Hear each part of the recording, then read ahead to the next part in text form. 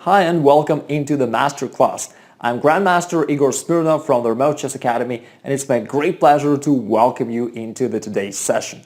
The goal of this Masterclass is to help you achieve your chess goals faster than you ever thought possible, and I'm sure you'll take a lot of insights after watching this short Masterclass. And without further ado, let's go ahead and get started. Now, what kind of chess goals am I talking about? Well, there are different ones that you may pursue. For example, we have different people learning the system that I'm about to share with you who managed to achieve their chess goals, such as Ashwin. He became the world chess champion in the amateur division. Or we've got Karthik. He became a grandmaster. For example, we also have James. It's a pretty cool story, by the way, that he shared with me. He wanted to become the champion of Michigan area where he lives in amateur division, and he competed since he was 14 years old, and every year he took part into the championship. And after he learned the system that I'm about to present to you, he became the champion finally when he was 44. So it's cool to see such an perseverance in pursuing his goal, and anyway, it's good that he could do it. Or, for example, maybe you're just playing chess as a hobby and you don't have those more ambitious goals. You just want to get to 2000 rating level or 1800 rating level, such as Vladimir. He learned chess when he was 49, and just after a couple of months, he got to 1800 rating, which is some goal that a lot of people try to achieve throughout their entire life and they couldn't. So doing that within a few months is pretty cool. Therefore, there could be different goals that you may pursue, but whatever your goal is, the system that I'm about to share with you will help you do just that. And we have a lot of people who already did it for themselves, and you can too apply this for your own benefit. So, the little note of advice that I'd like to give you is that get focused for the next 60 minutes. Try to close those different messengers and put away the distractions that can possibly distract you from this class, because you can potentially learn something greater than everything that you ever studied about chess. Now, of course, I don't know exactly what your chess knowledge is, but it could be that today's masterclass will help you to advance more compared to everything that you did so far. And before we begin with the lesson itself, let me make also a little introduction of myself, because it could be that you're following me for a long time and you know me well, or even maybe we know each other personally. But it also could be that you just stumbled upon one of my lessons somewhere on the internet and you don't really know who am I and whether you should really listen to me. So, my name is Igor Smirnov. I'm a chess grandmaster and coach. Over the last 10 years, with the help of Remote Chess Academy, the company that I and as well as my team manage, we helped millions of chess fans improve their results, and we have thousands of great success stories that I'm aware of, as well as many more that I'm not aware of. Even people come to me and say that they know coaches that teach my system to their students without ever sharing that this is actually my system, but I have no problem with that. Like in this photo, you can see me with Garry Kasparov presenting me the trophy for winning in a tournament.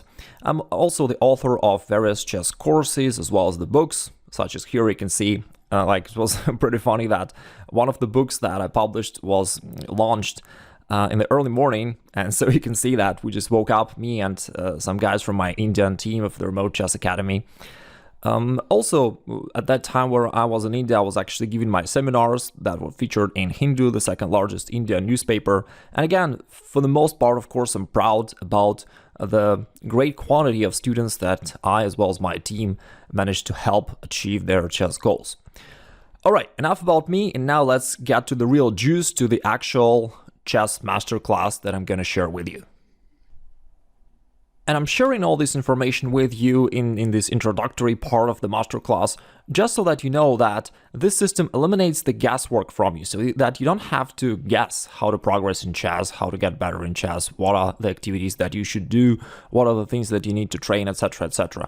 The system that I'm teaching with you has been battle tested and proven, and you can just follow this blueprint and you will achieve your goals just as thousands of other people who already did so.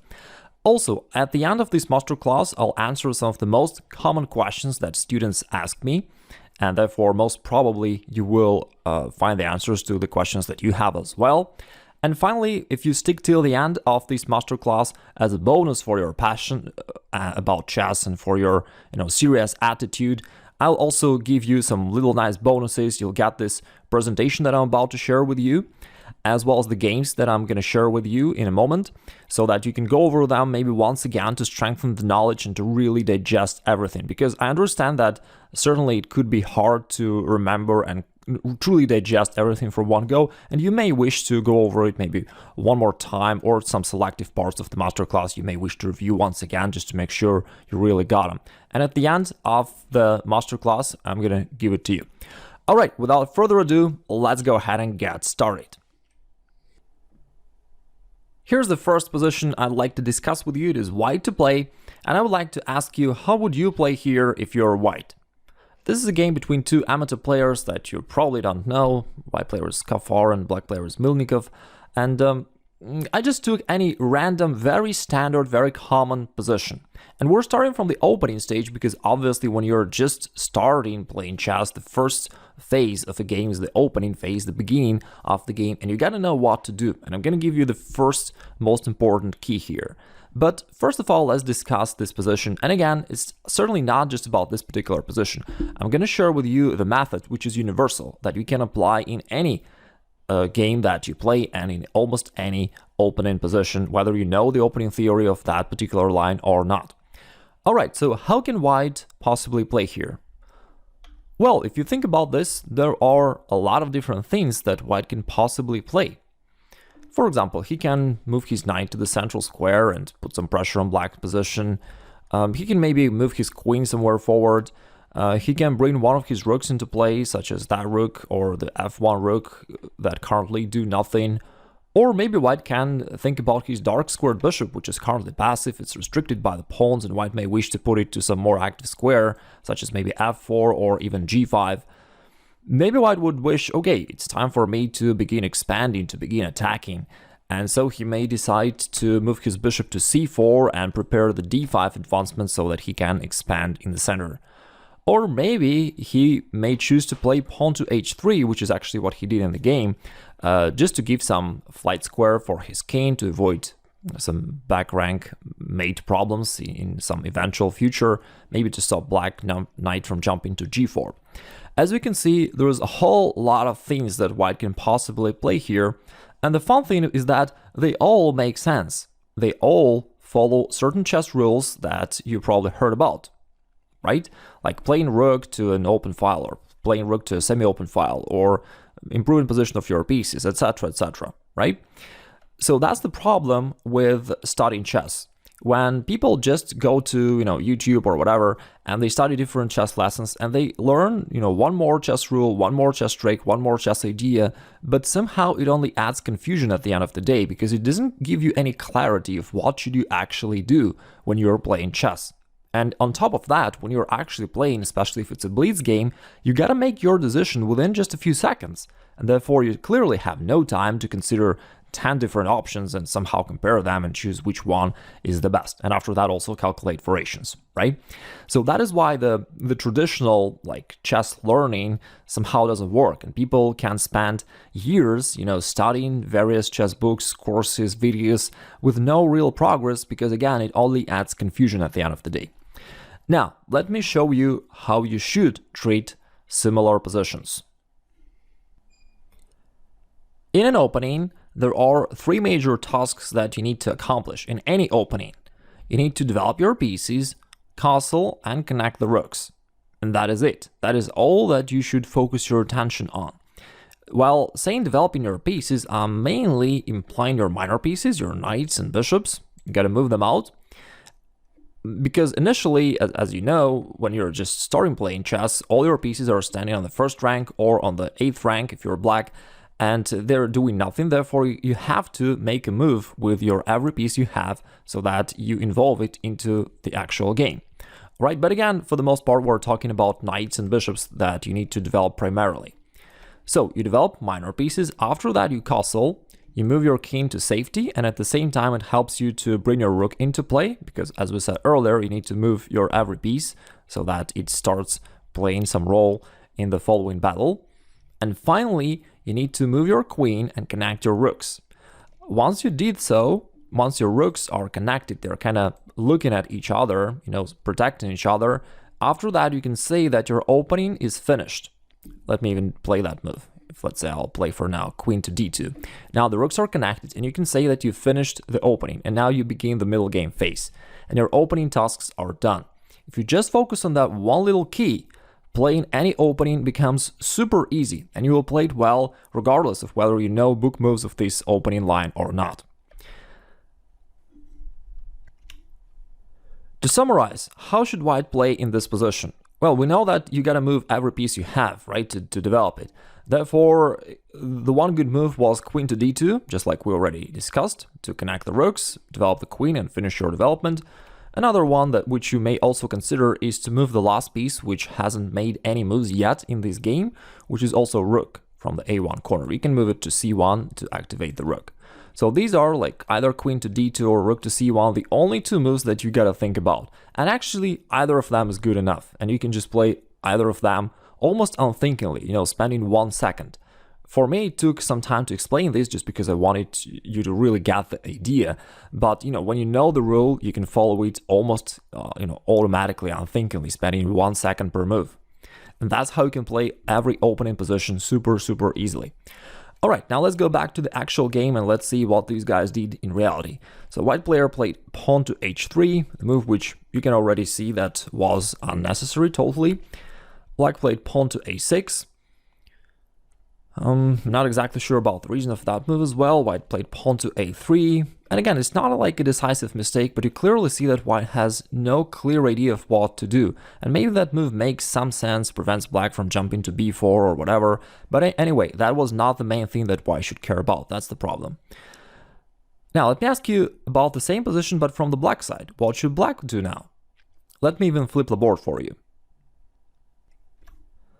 Just for a second, let's imagine you're playing black. What should you do here? How would you play here as black? It's all the same logic. You gotta develop your pieces, right? Castle and connect the rooks. So if you want to develop your pieces, you gotta develop your bishop at this point, because we know that first of all you gotta develop your knights and bishops, right? Therefore, potentially you can bring it to d7, and that's okay, but it's a little bit passive there, and therefore it could be even more active for black to play b5 firstly, and then to bring the bishop to that long diagonal where it will control, much more squares potentially in the future. So that was the way to go. b5, bishop to b7. That's it. You just gotta develop your pieces. In the actual game, he didn't play that move though. Let me come back to the previous move. In the actual game, he played knight to d5. Let me also flip the board back from the white side, just to avoid confusion. Black played knight to d5. Again, the move makes sense, follows some chess rules, but that was not the main thing black should care about. And that is, again, the problem with a lot of players is that it's not that they don't know anything about chess. They actually know like too much of information that is not systematized. And that is the problem. Because when you have a pile of knowledge, which is disorganized and sometimes conflicting, it's really, really hard to make decisions. All right, anyway, let's see what happened next. After the exchange, white played rook to c1, black played rook to d8. And once again, you see that black is pursuing some ideas. He's probably trying to put pressure onto the white's d4 pawn, which might make sense for the middle game for sure. But again, in the opening, it's all really, really simple. You just gotta develop. So normally, I would recommend that you just go bishop d7, develop your piece, and that's it.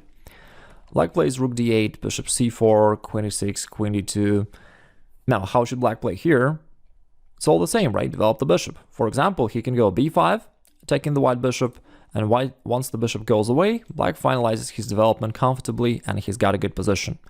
But again, he's doing something different. He plays bishop f6, he wants to attack the white's weak pawn, white protects it, black plays b5, bishop a2, and once again, black somehow refuses to develop the bishop. He plays knight to e7, and I get the point. He wants to prevent white from pushing the pawn to d5. And that's why he wants to blockade that square. Therefore, I'm not saying that knight e7 does not make any sense. It does, it does pursue certain idea, which is meaningful. But the problem is, you gotta know which ideas in chess are the most important, are the dominant, so that you can just follow them and don't care about the rest. This way, your task is simpler, because you don't have to think about tons of different things, you just focus on one. And at the same time, you'll make the right choice. So developing a piece was a higher priority compared to anything else, and therefore knight e7 was a mistake. Now white played b4, black still jumps with his knight around, And now you can see that white is somewhat starts moving forward and attacking black is getting into a little bit of a trouble. Now white is going rook c7, attacking the f7 pawn with his knight and rook. And finally black moved the bishop when he was actually forced to do that, just to cover the 7th rank. And but anyway, you can see that already he allowed white to expand, to gain the initiative and to start attacking. In the game, white played knight to f3, which is not the most aggressive thing to do for sure, but if white would be more aggressive, if he would just play d5 to keep attacking, keep going forward, black would be in a big trouble actually, because yeah, all of the white's pieces are super active at the moment, and let's say if black exchanges on d5, then white recaptures, and you can see that white is just winning because, you know, he's attacking the bishop, the rook is pinned, and yeah, I mean, black should probably just resign. He can't save his bishop on d7 and white's pressure is too strong. And this is a very common scenario. Again, I'm showing you this game, not just to show this particular game, but to show you the common scenario of how chess games often roll out, you know. And then what happens at the end, the players often complain that they just didn't know the opening theory of this line. But as you can see, it's really not about knowing certain particular moves or memorizing opening lines. Clearly not about that. It's just knowing that blueprint for playing opening the right way. And once again, let's just summarize that real quickly. There are 3 main tasks that you need to perform in any opening that you play, which is just to develop pieces, mainly your minor pieces, knights and bishops. After that, to castle, and after that, to connect your rooks by playing your queen forward. And once this is done, we can say that your opening tasks are done, and you can feel safe, secure, and after that you can start pursuing your middle game plans, which we're going to talk about in a moment as well. What should you do in the middle game? Are you ready for the next game? Good.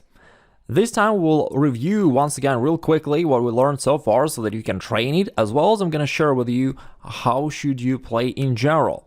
Once the opening stage has passed and now you need to play the middle game or an end game stage, how you should think, how you should play correctly the right way. And again, just like I said earlier, it may be a bold statement, but it could be that you will understand chess better from this one masterclass compared to all the other, chess knowledge that you accumulated so far. So stay attentive and I'm sure you will enjoy.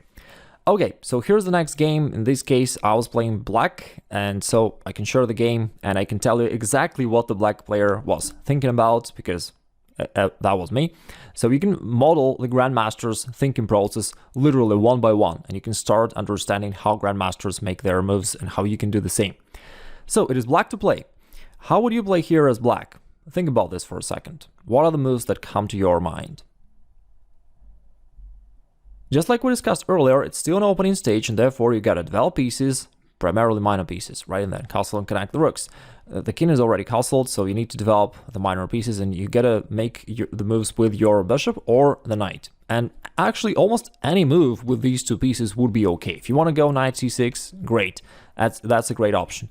In the game, I played pawn to b6, which is a good alternative as well, aiming to develop the bishop somewhere to b7 or maybe to a6 in the future, because the bishop also needs to be developed. White played bishop d3, and at this point I realized that even though I can just develop the bishop to a b7, and again, this is a perfectly fine move, but I realized that there is a way to actually develop the bishop to a more active square. If black trades off the pawns, and after that trades off the queen, that enables black to play bishop to a6. And previously the white's bishop was standing there guarding this diagonal, but now black can develop bishop to even a more advanced square, and here not only develops the bishop, but also it cuts the white's king, and therefore it cannot castle anymore, because according to the chess rules you cannot castle if that square is controlled. And therefore it not only develops bishop, but simultaneously causes some troubles for white. But again, the primary reason is simply to develop the bishop. Okay, white played bishop b2. What are we going to do next? Hope you already know. Develop the knight. So I played knight to c6. White played rook to c1. Now, what are we going to do next? Very often once you finished your opening, you need to start attacking. But the last thing that you also very often need to do is to actually bring your rooks into play, because so far after you developed your minor pieces and you castled, now your minor pieces are doing good. Your king is feeling safe, secure. It isn't afraid of coronavirus anymore.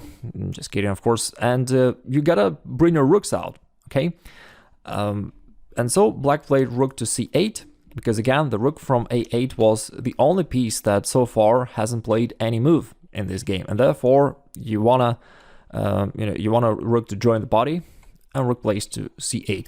Now white plays pawn to h3. He's not sure what to do, and here we approached the kind of middle game phase, even though in this particular game the queens are already traded, so technically it's already an endgame. But anyway, so once you developed your pieces, what are you going to do next? How are you going to find your next moves? And the rule is very simple.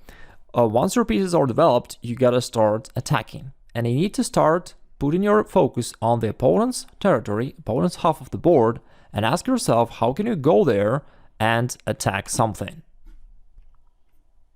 I've just highlighted the white's territory, the white's half of the board.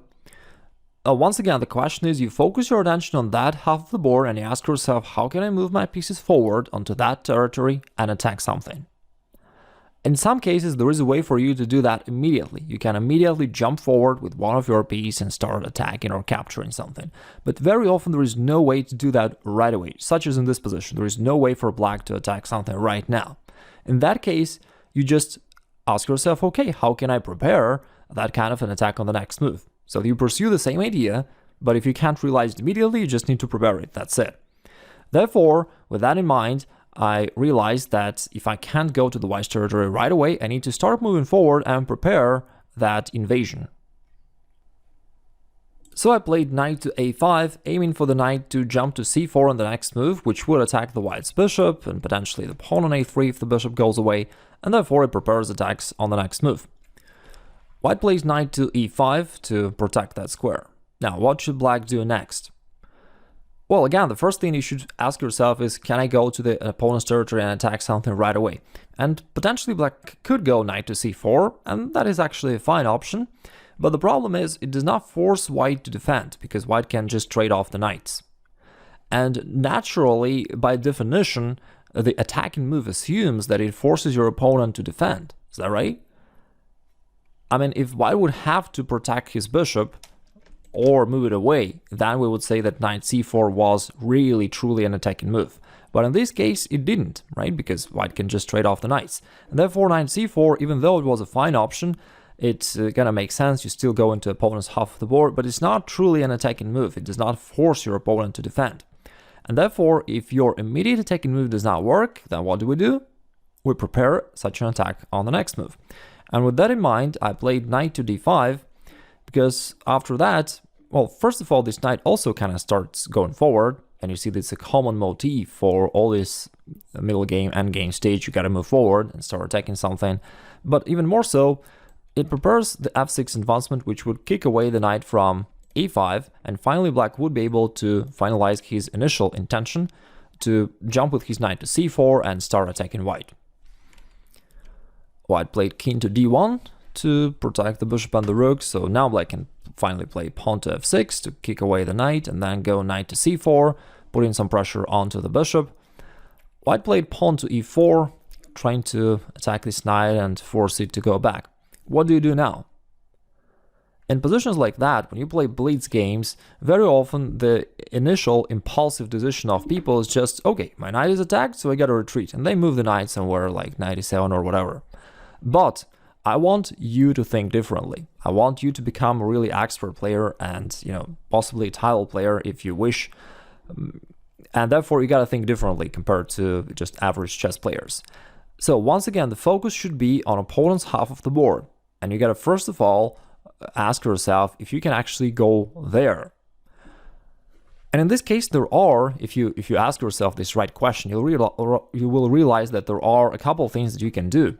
Even, for example, the knight can actually go forward to f4, because even though this square is under the control, but if in case white captures the knight, then you can capture that bishop on b2, and at the same time you're checking the white's king, and it gives you already a good position. So that was one option that black could play here. In the actual game, though, I've chosen another option, which is probably even stronger. I first of all trade off that bishop on b2, because after that, it allows my knight to go even further to c3, where it can attack the opponent's king and already start making some damage. But nevertheless, once again, the focus should be on the moves forward. Therefore, you don't want to move the knight backward. And what you want to do instead is to move forward, either to c3 or to f4, where it would start putting pressure onto the opponent's position. And the most forward available square is c3, therefore primarily you should consider that move, and you just play it. And as you can see, if you know the right algorithm of thinking, the right system of thinking as I call it, playing chess becomes super simple. You don't have to think too hard, you just follow those few most important fundamental principles of chess. Now, this is check to the white's king, so the king has to go away. And how do you play here?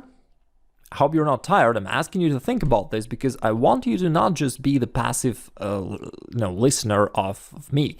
If you actually participate, if you try really to put a little bit of thinking yourself and to train this material, you'll get a much more benefit out of this, because these are simple, actionable steps that you gotta learn, understand, and then practice for a little bit until it becomes your habitual way of thinking, and then you'll become a super strong chess player. It's that simple.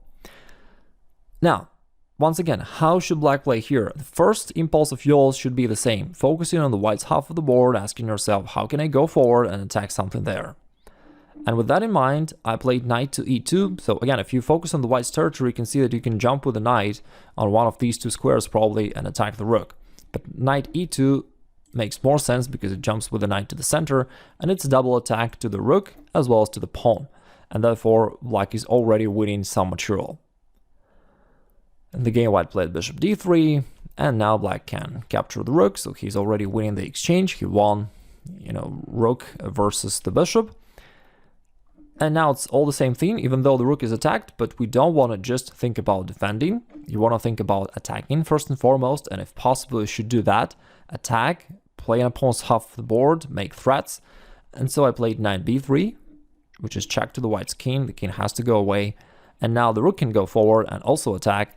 The rook can go forward either to c3, where it will attack the king, or it can go forward to c2, where it will attack the knight. Both moves are great.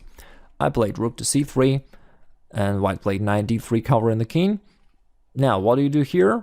It's all the same thing. You ask yourself, how can I attack something on the white's territory? In this case, I played rook to d8. This is also bringing that last piece, which so far was not very active, and it's attacking that pawn on d4 because black is attacking with his joint forces with a knight and rook.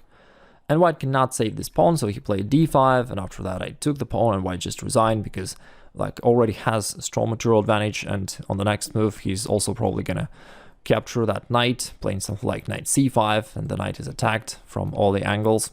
So probably black is gonna capture some more material very soon, and white just resigned. And here's what's really interesting.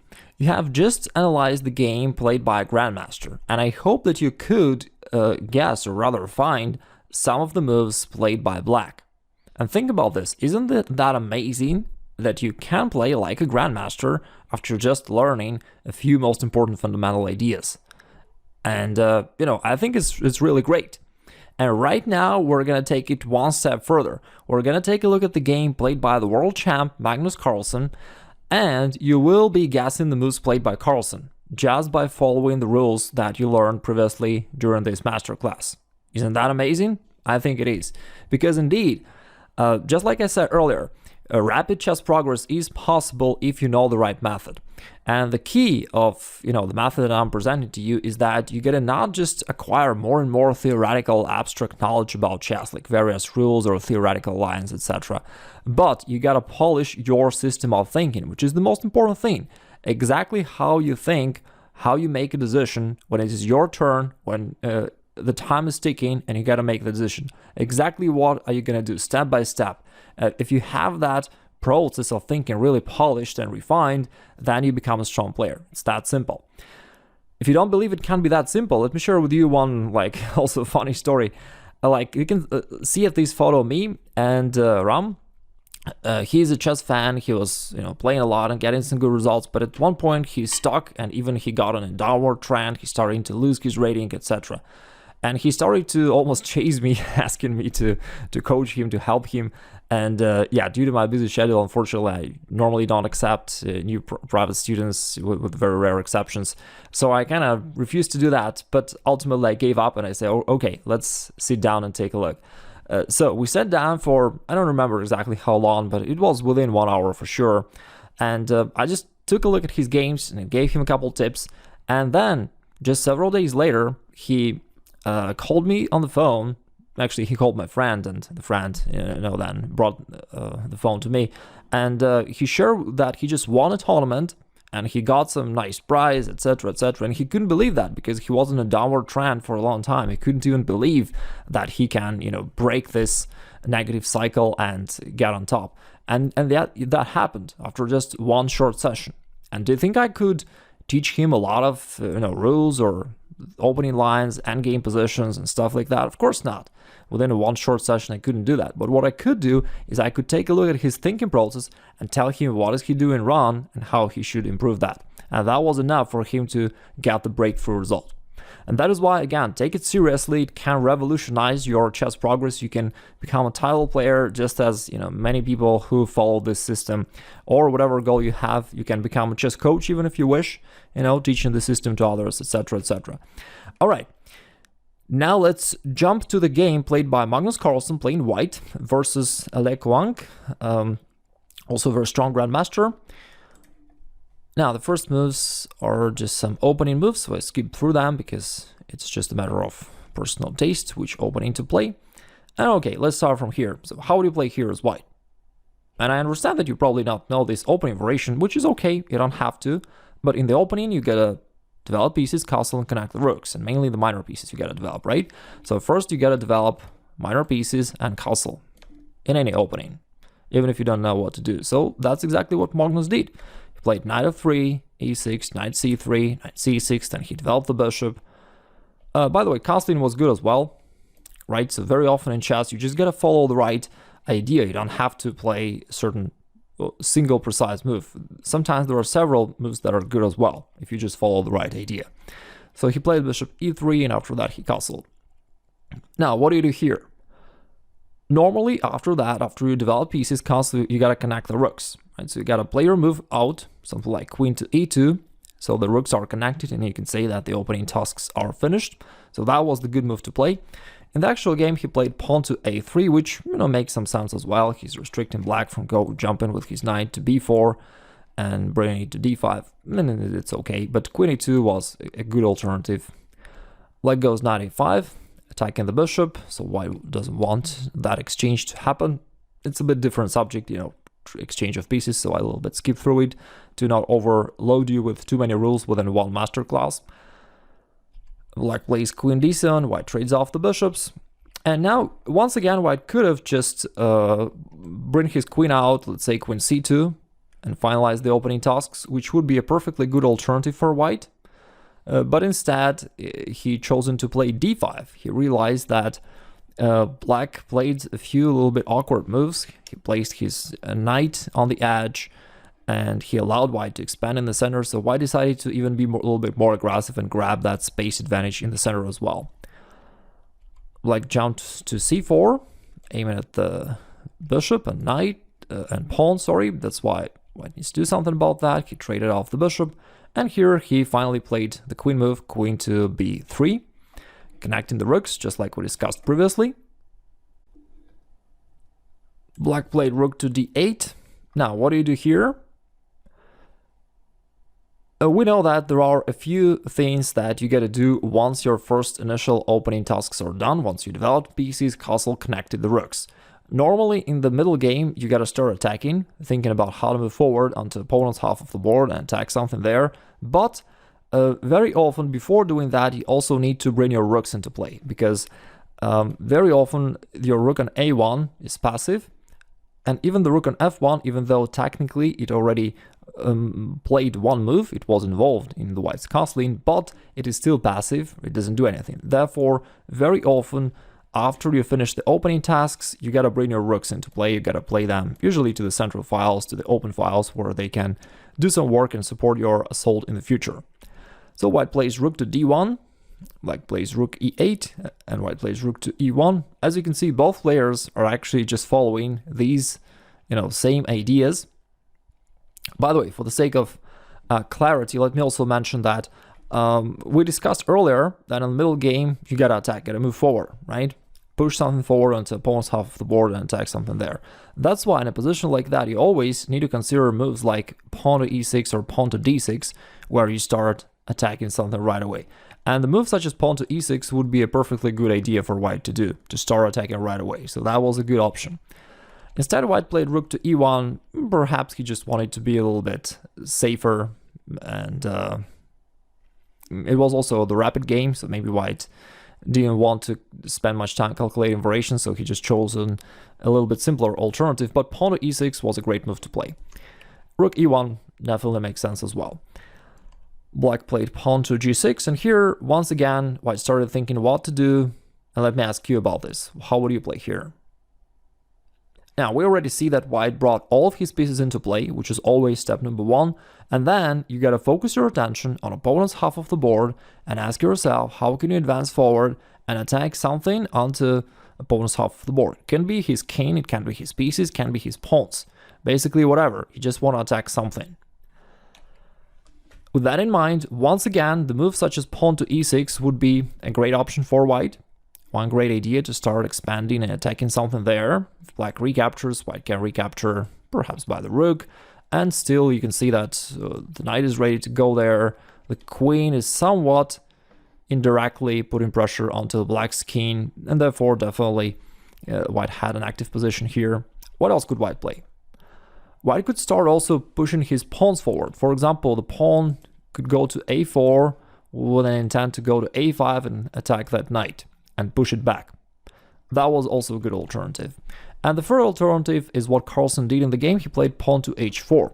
He decided to start attacking the black's king, and so he wants to push the pawn to h5, and from there it can either try to open up the position around the king, or maybe to play pawn to h6 just to lock the king there and to create some additional tactical motifs.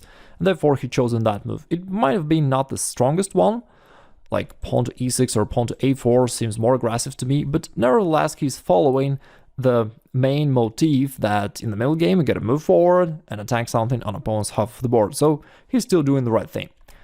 Black played king to g7, white played h5. Continuing with his plan, black goes bishop to c5. And now white decided to go queen to c2. He realized that immediately he cannot do anything. The pawn cannot go to h6 because it will be captured by the black's king. And if you just trade off that pawns on g6, it doesn't do much either. Also, black is now strengthened his position in the center, so the white's advancement isn't as strong anymore. Black somewhat consolidated his position a little bit over the last couple moves.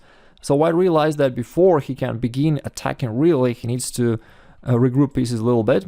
So he played queen to c2, aiming to bring the queen somewhat closer to, you know, the black's king so that it can attack something there. So doing something like this. So he played queen c2, black played pawn to a5, and white played queen to c1. Again, aiming to bring the queen closer to the black's king, as well as it can support the white's pawn advancement to h6. Black plays queen e7, white played queen f4, bringing the queen closer. Black played knight d7, and at this point, alright, let me ask you once again, which are the moves that you would consider here if you are white? And you know the deal, right? You gotta move forward, attack something, capture something. Therefore, the moves would be like pawn to h6, pawn to e6, potentially pawn to d6 as well. You can calculate that move as well. And some of the aggressive moves like that, you can choose one of them.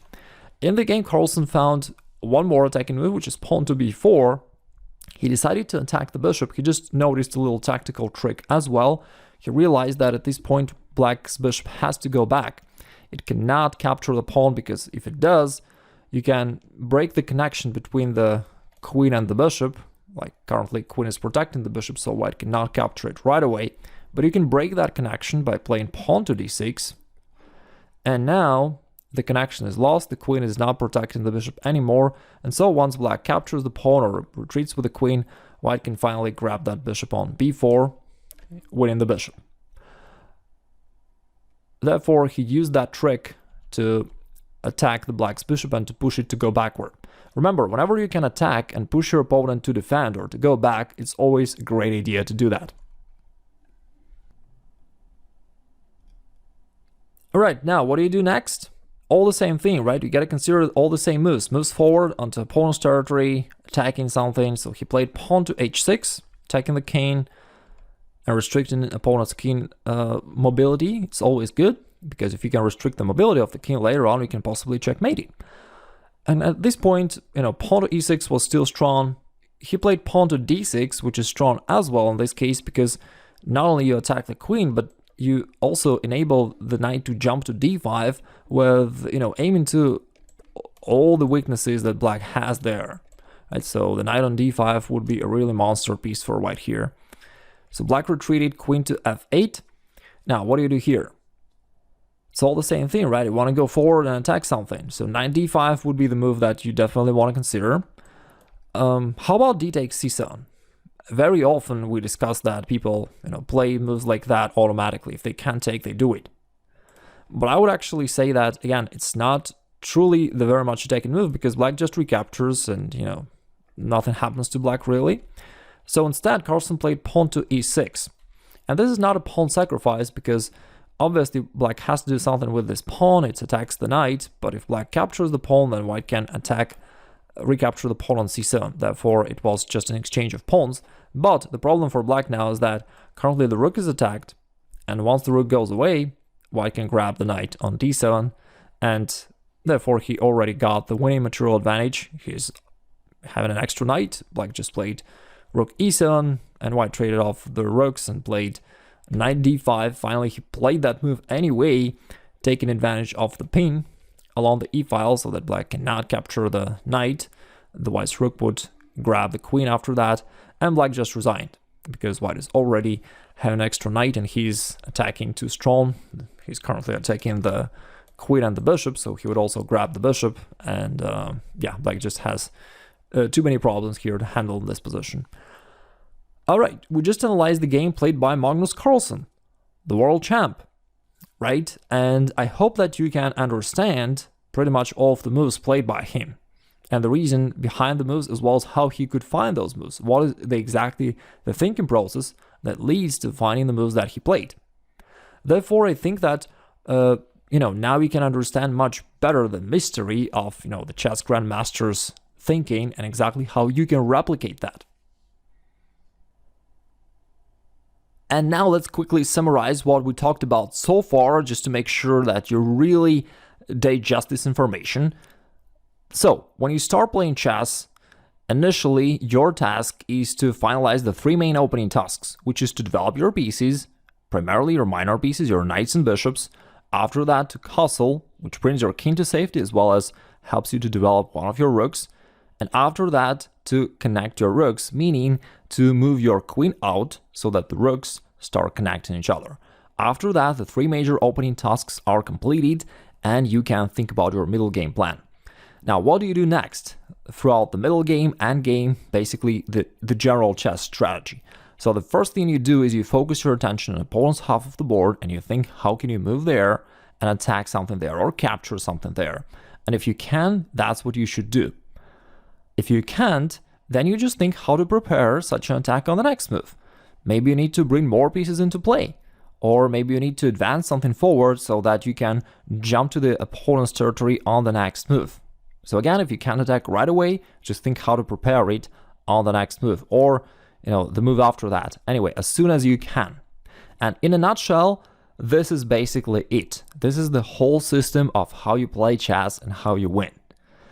Now, of course, that would be an exaggeration to say that this is all the information available about chess and, that's just it. You can follow these three ideas and become a grandmaster. That would be an exaggeration. But anyway, I tried my best to give you some simple, actionable tips so that you get the most value out of this short time that we've been together on this masterclass so far.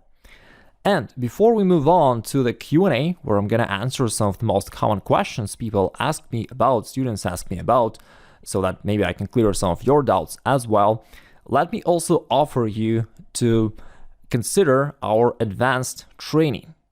If you want to take it to the next level, if you want to really dive deeper into this and make sure that you get this massive leap forward in your chess progress and hit your chess goals, you can consider our super pack.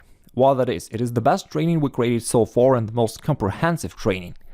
It consists of all of the courses that I personally created throughout my entire chess career.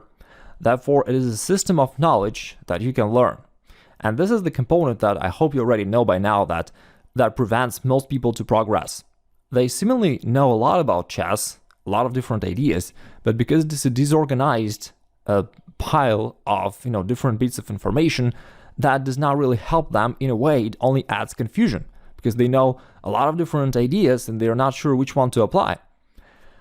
And if you got the super pack, you got actually add as a system, right? Because I actually, at a certain period of my chess career, I struggled with that theme myself. There was a period of like 4 to 5 years when I tried to progress in chess. I played in tournaments, I played Blitz on the internet, I solved tactical puzzles, studied openings, studied different books and courses, etc. And I couldn't progress an inch forward. My rating stuck. And I was desperate. At one point I thought to give up. I actually gave up chess, for a few months. I thought to finish with chess forever. I thought that I just don't have that chess talent at all. And luckily my family and my friends convinced me to continue. And soon after that, I actually figured out that missing component, that system of thinking that I'm sharing with you right now, that system of knowledge that I'm talking about right now. And once I realized that, finally everything fell in place, and after that I became a grandmaster fairly soon, and I realized that I've done so much of useless stuff. I've wasted so much time and effort, so many years and money doing things that were not really helpful at all, but just because I had no guide, I had to, do that through trial and error and wasting a lot of time and effort and losing a lot of games, etc., etc. And therefore, that system that I put together initially just for myself, so that I can progress myself, and later on that I shared initially with my private students, and after that through the internet, through the remote chess academy with millions of chess fans around the world, now you have the really refined system that for sure can give you the blueprint to progress. And it is a systematic thing, right? So whatever you want to study, it's opening, middle game, end game, it is there. Whether it's strategy, positional play, or calculation, tactical play, it is there. And everything that you learn falls into the system, and therefore it helps you to progress forward in a steady way. Like a lot of people, they suffer for inconsistent results. Sometimes they play a nice game and they win, but the other day they lose, even to an opponent who was similarly weaker than they are, right? They have this inconsistent results because they never had any consistent training, right? And this system solved this problem. On top of that, on top of all the courses, you're also getting as a bonus the books that I wrote, as well as all the premium videos from the past, which is the past masterclasses that I hold it.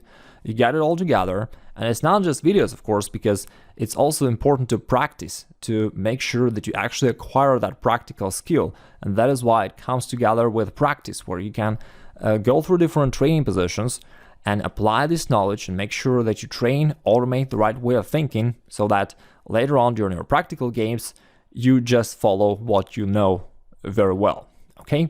In addition to that, to help you address your doubts, you'll also get access to the 2 closed groups where you can communicate with me, with other experienced coaches of Remote Chess Academy, and with other students who are going through the same courses as you are.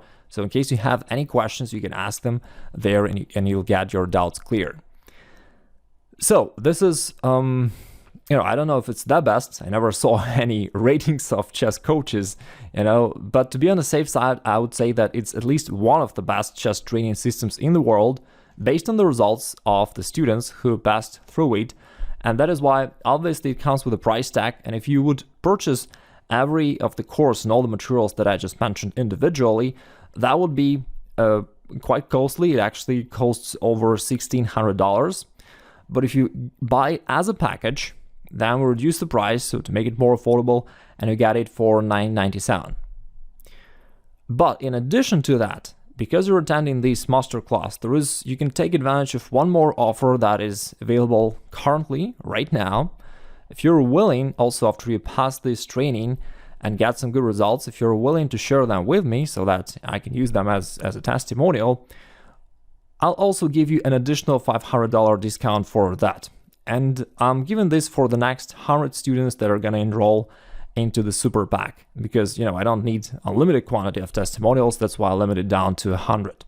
Therefore, if you're one of the next 100 people who enroll into this, we'll bring the price down to $497, which makes your savings really huge. It's around $1,200 in savings.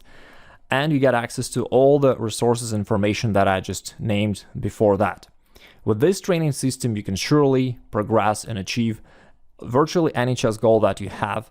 And I've got a lot of students who progressed significantly just within several months. They got greater progress compared to their entire previous life. And they got greater progress compared to what mostly people have during their entire chess life. And you too can get these kind of results if you're willing to obviously also put a little bit of an effort to study these. If you have those at least a few hours a week that you can dedicate to study and to practice this knowledge. But as you can see from this masterclass, there is nothing groundbreaking or super difficult. These are simple, actionable ideas. You gotta learn them and then take a little bit of time to exercise. And after that, when you have the skill automated, you're ready to go and implement this.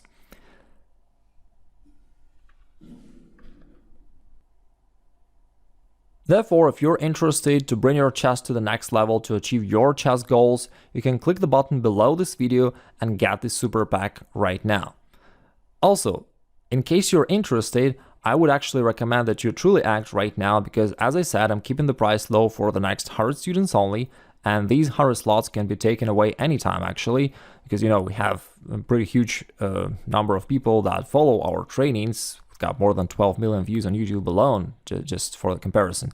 So 100 slots can be taken away anytime actually, and that's why I would say that if you're interested, it's better to do that right now, to act right now, and to get the super pack, get everything you need to ever need to progress in chess and to reach your chess goals, as well as to lock the lowest price possible. All right, and now as promised, let's go to Q&A, where I'm going to answer some of the most common questions that students ask me in personal or send me over the internet and emails and social media messages, etc., so that I can possibly clear some of the doubts that you have about your chess progress. And there we go with a Q&A, where I'm going to answer the most common questions people ask me about. And it could very well be that you have all the same questions and doubts, or at least some of them. Here's the first question. Someone asked, isn't it important to train tactics? Yeah, I understand there are a lot of tactical drills that you can solve on the internet. And I would say that yes, you can and even should train it to some extent, but there is no need to be obsessed about them, because I know people who solve thousands of tactical drills, and even though after that they still cannot find any tactical shots in their own games. Therefore, just increasing the number of tactical drills that you solved does not really help you. You can solve them a little bit, like 10 minutes per day, that's enough. And the other thing is that while solving tactical puzzles, you still got to apply the system of thinking that we're talking about, the right way of thinking, so that it's not some artificial training where there is certain tactical shot, but you apply your usual system of thinking that should help you to find tactical shots as well as just good moves. Now, let me show you what I'm talking about. I just opened randomly one of the tactical drills. It is black to play. What happens usually is that when you solve tactical drills, you know for a fact that there is certain tactical shot that you need to sacrifice something, and you start looking for those sacrifice moves just because you know that that's what you're asked to do. The problem is, in a real game, you don't know that there is a combination, so you never start looking for just moves to give up some material. You rather prefer not to do that, right? And that's why people cannot find any tactical shots in their own games. Instead, you apply the same system we are talking about. You focus your attention on opponent's half of the board. You ask yourself, how can I go there and I can attack or capture something, or check opponent's king? And you start checking those moves briefly, and usually when you start checking them, you realize there is not that much you can do. For instance, in this position, if you want to go to the white's half of the board and take something or attack something, what are the moves that you may need to consider? Maybe bishop takes f3. But okay, white will recapture by the rook, so that's just an exchange. It doesn't give anything to black. Is there anything else? Okay, there's rook takes c3, and after that, if white recaptures, you can follow up with bishop c5, taking advantage of the pin. And that is actually the solution of the puzzle, right? But imagine if this thing doesn't work for some reason, right? In this case, it works, but let's say it doesn't work. You would still ask yourself the same question. How can I go forward, attack something on opponent's half of the board? And maybe you'll end up playing just something like knight to e4, which is, in this case, not as powerful as rook takes c3, but it's a good move. And that's what I'm exactly talking about. Following the system, you can either, play and find correct tactical shots, or you can just find powerful moves that you can play, and so it's gonna help you to progress in chess overall. And here comes the next question. My age is 15. Can I still become a strong grandmaster despite this age? Yeah, that's also one of the most common questions that I receive. Some people, worry that they are too young, some worry that they are too old to progress in chess, and somehow there's this stereotype that only little kids can really progress in chess. I can tell you from my vast experience that I never saw that kind of correlation. I've trained people from, little kids up to 70 plus people, like literally anybody, from amateurs, professionals, the Arabic Sheikh, member of the royal family of the United Arab Emirates. I've trained everybody, and I never saw any correlation that, at certain age they cannot progress anymore. In fact, I would tell you that, the majority of people that I saw, in fact, can even train and, incorporate this teaching faster when they are adults compared to little kids. Because if you could comprehend the material of this masterclass, you can comprehend anything. There's literally no barrier. Just to give you some examples, let's say we got a student, Jose, he became the youngest international master of his country. But at the same time, like here's another student, Igor from Denmark, and he was 27 and he stuck in his chess progress for 2 years. He couldn't make any progress. Then he learned the system, implemented this, and became an international master quickly, being 27. And just as well, I've got students that are 40, 50, 60 years old, and they're getting good results. So I would say you probably cannot become the world champion. That's true. I don't know anybody who would seriously compete for the world championship title starting late without starting as a little kid. Maybe Chigorin, but he lived quite a long time ago, and he didn't become the world champion, even though he was close. So becoming the world champ, yeah, you got to start as a young kid. But just becoming a strong player, becoming a title player, or even, getting 2000 rating, that's certainly, definitely possible. There we go with the next question. Someone asked, I'm truly asking for your honest opinion if a chess coach is necessary. Definitely, I can give you my honest opinion, and I can also speak from my personal experience as a chess player. I remember when I was a kid and I just started learning chess, and I did that on my own, and little bit of help from some local coach, but that was nothing special. And even though I got some progress, but there was nothing special, and my results were very inconsistent. And then after I stumbled upon a good coach, my results skyrocketed. I became an international master fairly quickly, and after that, when I reached, the level that this coach could bring me up to, and after that I couldn't find any other good coach, and I actually stuck, just like I said, I stuck for like around 5 years where I trained hard and I couldn't get any progress. So I would say, yeah, having a coach, having a guidance can really help you a lot. But the good thing about also the super pack that I've shared with you earlier is that is actually the alternative. You can get this super pack, and it is almost like having me as your personal coach, because nowadays I actually don't accept new students. If I do, I only do the exceptions for my good friends. And it's like, even if I accept new students, it's very costly anyway. So I would not recommend you taking my private coaching, because actually, if you get this super pack, you get all the same information that I teach my private students, all the same information that, thousands of other students apply to get great results in chess. And therefore, it can be a replacement. Or if you prefer to work with a private coach, and if you can find a good one, then definitely it's a good option as well. All right, I think we're about to wrap this up, but let me answer the last few questions. And this one is, may I use your program to teach my students? Okay, so I think you're a chess coach and you want to use the super pack to train your students and to help them get great results. First of all, thank you for asking, because a lot of people out there are actually doing that without ever asking for my permission and without ever saying to their students that they're using my system. But I think that, as long as they're doing the good job as a coaches, I still don't mind. But of course, it's great that you ask, and definitely you can. For example, even one student that I mentioned briefly previously, Karthik, who became a grandmaster and got some great results, he was actually taught by my good friend and a chess coach, Manik Kandaswamy, using, the same super pack that you are considering right now. So yeah, it definitely works that way. And it can be really helpful because, again, you got this complete system from A to Z. So it eliminates the guesswork, it eliminates trial and error, and you can give to your students the proven system that already worked for a lot of people. So you can just follow it. You can teach your students this system, or even I know some people even buy it and help their kids play better at chess, because even if as a parent, somebody is not a great chess player, but if they use the system, they can still become a great coach for their kids. So yeah, it definitely works that way. All right, let me answer the last question before you can also get your bonuses that I promised at the beginning of the masterclass. Here's the question: how to determine whether I'm talented at chess?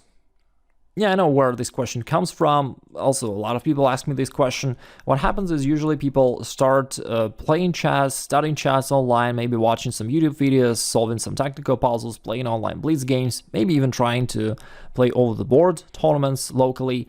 And then after some time they stuck, despite of they seemingly put some time and effort, but they couldn't progress any further. And so they assume that, well, maybe I just don't have that specific chess talent because, I'm putting effort, but I'm not progressing.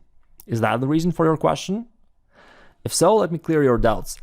I've seen personally and through the internet a lot of people who try to get better in chess. Every parent of a kid who wanted to progress in chess, every second parent told me that their kid is extremely talented at chess. And it's great that people love their kids, I love that. But in reality, throughout my entire career, I saw very few guys who I would say had some specific chess talent, who really were easygoing and, they saw the board better than others. It was very few exceptional cases. And for the most part, 99.9% of the cases, everybody are, more or less in line. They're more or less the same. And it's not that you don't have any talent or something. It's just that you never had the proper training. That's the problem. Just like, I can give you an analogy. A lot of people believe they cannot draw or they cannot sing, but you probably never trained that skill. And if you would get a great, coach, great system, and they would start training, you would master that skill, no question about that. So it's much more about following the right system than some natural innate chess talent. So I would say you are probably talented in a way, much more than what you think. A lot of people I saw who thought for many years that they have zero talent for chess because they stuck, but then when they just were brought to the right track, they progressed and got great results, much better than they ever thought possible for themselves. So don't worry, don't limit yourself. You are better than you think, I can say.